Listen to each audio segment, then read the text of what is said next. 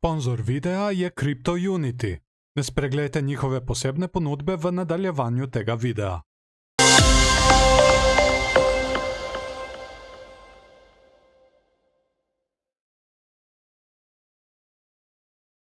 Lep pozdrav, kako ste, kaj? Jaz upam, da ste vsi ok in da se imate fajn. Malček sem bil odsoten, sicer z zelo dobrim razlogom, postal sem namreč očka hčerkici Viktoriji Viti. In to vam povem, to je magičen trenutek, ki kar traja in je v bistvu iz dneva v dan boljši. So pa dnevi neprimerno bolj polni. To je v bistvu res, ne vem kako opisati, nepopisna sreča. Upam, da me niste preveč pogrešali, spet sem nazaj, pa si dajmo pogledati, kaj namerava Bitcoin. Kako ste kje preživeli zadnji padec? Bo šel Bitcoin še naprej dol, ali je dosegel dno in bo šel samo še gor? To poskušamo tudi ugotoviti na tem kanalu, zato se naročite nanj, da boste tudi redno obveščeni o novih videih. No, predlagam, da se kar potopimo v grafe in pogledamo, kaj namerava Bitcoin. Začeli bomo tam, kjer smo nazadnje končali, in pred nami je Bitcoin tedenski graf. Kar se je v tem času zgodilo je, da se je izvedla naša medvedja zastava. In se spomnite, ko sem govoril, da dokler smo v tem kanalu, se nam ni treba ničesar bati. No, ta kanal smo z izvedbo te medvedje zastave zdaj izgubili. Nič kaj dober znak. Izgubili smo tudi tukaj mejo 32.000, ki je zelo pomembna meja na tedenski ravni. Tukaj, kot vidimo, v tem tednu jo poskušamo nekako nazaj osvojiti, ampak žal zaenkrat neuspešno. Malček preveč časa se zadržujemo tudi zdaj na tem območju 29-30.000, kar tudi ni nič kaj dober znak. Tako da zaenkrat naša tarča ostaja tarča od te medvedje zastave in je na okoli 21.300. Preko RSI vidimo, da imajo še vedno kontrolo medvedi in nismo še niti blizu preprodanosti. Stokastik RSI pa kaže, kot da bi se že hotel malček križati navzgor, ampak to se lahko še vleče. Imamo pa zdaj že kar nekaj rdečih tednov, vsega skupaj 9 zaporednih rdečih tednov. Toliko zaporednih, vsaj kolikor jaz vem, jih v Bitcoinovi zgodovini še ni bilo. Bo tudi 10. tak ali bomo le imeli malo pauze, no to bomo pa videli kmalu. No in zdaj smo na Bitcoin dnevnem grafu. Tukaj sem ravno pred kratkim opazil eno zelo zanimivo bikovsko formacijo. Samo malček, da vam jo izrišem. Povežemo vrhove in na to še dna in dobimo ven bikovsko formacijo padajočega klina. Ta formacija je kar ogromna in če se bo dejansko izpeljala, bomo videli zdaj v bližnji prihodnosti. Jaz sam zaenkrat ne polagam nekih velikih upov na njo. Tukaj le pri RSI imamo tudi rahlo bikovsko divergenco. Da vam še tole izrišem. Tako. Kot vidimo, tukaj imamo dno, nižje dno, tukaj pa dno, višje dno. Prišli smo tudi do sredinske meje 50 z zadnjim skokom, ampak nam je žal ni uspelo preseči. Tako da zaenkrat imajo vse karte v rokah še medvedi. Tukaj, če pogledamo stokastik RSI, vidimo tudi, da se križa navzdol in da počasi prehaja v tole modro območje, kar lahko tudi v kratkem potrdi medvedji momentum. Tako da to je zaenkrat naš bikovski scenarij, vsekakor vreden spremljanja v naslednjih dneh. Izobraževanje v investicijskem svetu je izredno pomembno, sploh dan danes, ko je kriptosvet pripeljal to možnost dobesedno vsem. Je pa problem, da marsikdo, ki bi rad v tem svetu začel, ne ve, kje dobiti dobre informacije. Informacije, da bi se lahko izobraževal, prepoznaval dobre priložnosti in pametno investiral. Se spomnim, ko sem jaz začel, je bilo te informacije kar težko za najti. Danes pa imamo dobesedno obratni problem, ko imamo dobesedno poplavo informacij, če se lahko tako izrazim. In v vsej tej poplavi je res težko izluščiti take prave informacije, ki bi nam res lahko pomagale. No, ta problem želi rešiti CryptoUnity, slovenski projekt, ki si je zadal cilj, da približa svet kriptovalut prav vsakemu. In tako bo z izobraževanjem in raznimi delavnicami omogočal boljši, lažji dostop vsakemu začetniku v svet kriptovalut. Ampak to še ni vse. Ekipa za tem projektom dela tudi na tem, da uporabniku dejansko ponudi vse,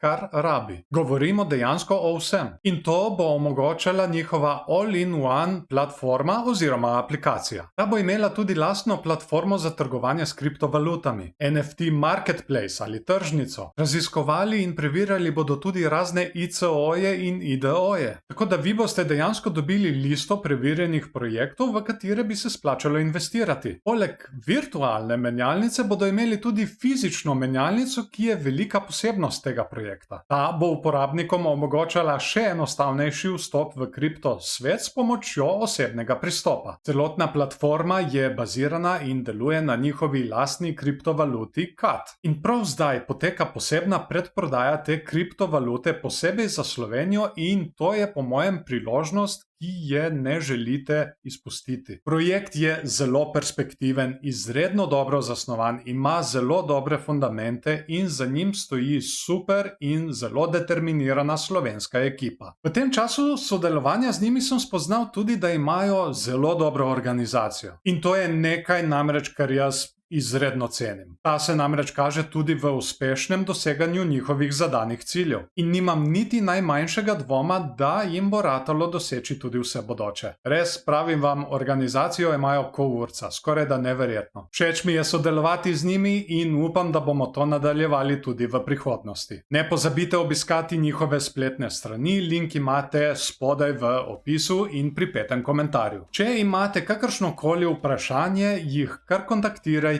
in z veseljem vam bodo odgovorili. Hvala CryptoUnity za sponzoriranje tega videa, mi se pa podajmo naprej v analize.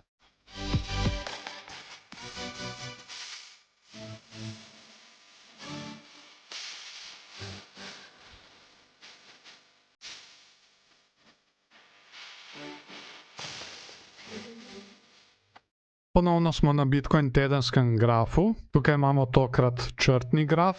In na tem grafu bi vam rad predstavil eno teorijo, ki sem jo lih pred kratkim odkril, ko sem raziskoval cikle. Kot vidite, na grafu imam že označena dna in vrhove ciklov. Recimo te rdeče vertikalne črte so dna, tukaj je dno, dno, dno.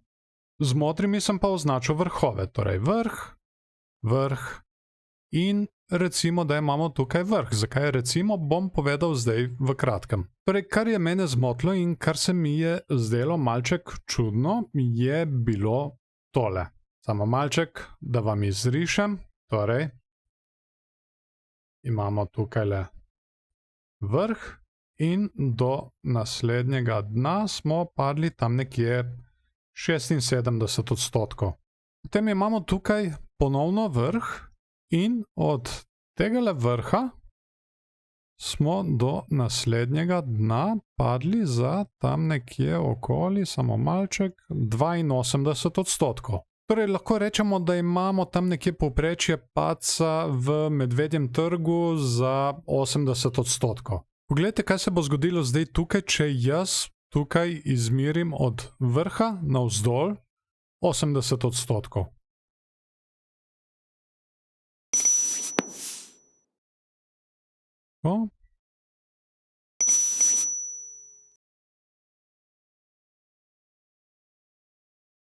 Ups, ste morda opazili? Zgodi se nekaj izredno zanimivega. Padli bi namreč preko prejšnjega vrha. Če označim še vrh s horizontalo in kot vidimo tukaj, bi padli preko. Zakaj to omenjam? Zato, ker tukaj gremo zdaj po principu zgodovina se ne ponavlja, se pa rima. Tako da neke podobnosti lahko pričakujemo na prejšnje cikle in če pogledamo prejšnji cikl, ki ima vrh tukajle, da ga še označim, opazite razliko, mi tegale vrha v naslednjem medvedjem trgu sploh dosegli nismo. Tukaj bi ga pa kar prebili in to enostavno ne gre skupaj. Torej, če povlečemo črto pod vsem, kakšno ugotovitev lahko potegnemo ven iz vsega tega? Po tej teoriji in če mi računamo na rimanje zgodovine, mi tukaj vrha potem sploh še nismo dosegli. To potem takem ni ta pravi vrh. Kaj imamo mi potem tukaj? Če gremo zdaj res testirati vrh prejšnjega cikla, tukaj imamo še en cikel prej, ko se lahko orientiramo po njem. In to je tale tukaj. Torej imamo vrh, dno, skoraj 80% padec, plezamo počasi nazaj, končno prebijemo prejšnji vrh, tukaj, in potem pademo in ga testiramo kot podporo. In zdaj, če pogledamo sedanji cikel, imamo vrh, dno, plezamo počasi, pridemo do prejšnjega vrha. In potem kar plezamo, rastemo naprej, tukaj se malček spustimo, pa rastemo naprej. Kar hočem povedati je, da mi nikoli nismo prišli nazaj dol in testirali prejšnjega vrha. In to izgleda, da delamo zdaj. Torej, če ta teorija morda drži, to je le teorija, povejte mi spodaj v komentarjih, kaj si vi mislite o tem, mi potem takem tukaj nismo imeli vrha. Ampak je vse to, so to dogajanja tukaj. Ups. To pa ne bo v redu, sam malček, dam transparentno, ekola, boljše. Torej, vso to dogajanje tukaj bi bilo po tej teoriji samo podaljšana faza tegale delovanja tukaj. In kaj nas po tej teoriji čaka naprej, se jasno vidi tukaj na grafu. Kot sem omenil, to je le teorija, napišite mi spodaj pod komentarji, kaj si mislite o tem. Res me zanimajo vaša mnenja, ali mislite, da smo dosegli vrh, ali ga še nismo. Pa smo prispeli na konec tega videa. Naj se ob tej priložnosti zahvalim še vsem patronom, ki podpirajo ta kanal. Če morda želite postati eden izmed njih, najdete povezavo na mojo Patreon stran spodaj v opisu. V zameno za podporo temu kanalu dobite tudi razne benefite, kot na primer dostop do mojega dnevnika tehničnih analiz, kjer ne spremljamo samo kriptovalut, ampak tudi zlato, srebro, delnice. Paket višje vam omogoča tudi predčasni ogled tutorialov in ostalih posebnih videov. Tako si jih na primer lahko ogledate predčasno 2 tedna pred vsemi ostalimi na YouTubeu in brez reklam. In ta najnovejši tutorial je že na voljo na Patreonu. No, že končno na voljo. V njem smo začeli z osnovami gibanja cene in spoznavamo trende, sezone in cikle. Rad bi se vam še zahvalil, da ste si video posnetek ogledali do konca. Dajte mu všeček, če vam je bil všeč, ali pa ne všeček, če vam ni bil. Kako se kaj strinjate z današnjimi analizami? Ste morda vi opazili kaj svojega, kaj drugega? Kar napišite mi spodaj pod komentarje in z veseljem si jih bom prebral in podebatiral z vami. Stanje v kriptu bo po mojem še naprej kar turbulentno, ampak tukaj ga bomo redno spremljali. Zato pa se ne pozabite naročiti na kanal in nastaviti obveščanja, tako da vas bo YouTube ob vsakem novem naloženem videoposnetku tudi takoj obvestil. Ne pozabite tudi obiskati spletne strani današnjega sponzorja CryptoUnity. Jaz vas še lepo pozdravljam, želim vam lep dan še naprej, imejte se fajn in se vidimo v naslednjem videu.